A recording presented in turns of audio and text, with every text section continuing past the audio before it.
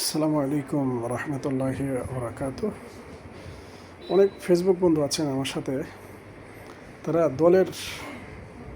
তাদের দলকে কিছু বললে সাথে সাথে স্ট্যাটাস দেন, নেতাকে কিছু বললে সাথে সাথে স্ট্যাটাস দেন, মানে যে কোনো বিষয়ে প্রতিবাদ করেন। এটা ভালো দিক।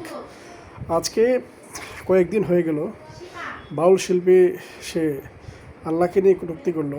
ওই ধরনের ফেসবুক বন্ধুদের থেকে কোনো ধরনের প্রতিবাদ এখন পর্যন্ত চোখে পড়েনি।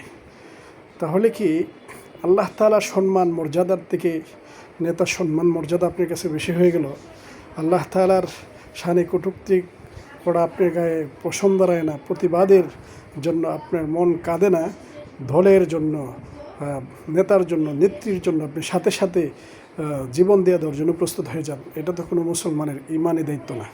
আমি মনে করি প্রত্যেকের জায়গা থেকে, যদিও এটা ফেসবুক হয়, বর্তমানে ফেসবুকেরও একটা কোয়ালিটি আছে। সবার আইডি থেকে যখন একটা প্রতিবাদ হবে, এটা একটা গণজোয়ার সৃষ্টি হবে। যদিও আমি অনেক দূরে আছি, কিন্তু আমার প্রতিবাদ সবার কাছে পৌঁছে যাবে।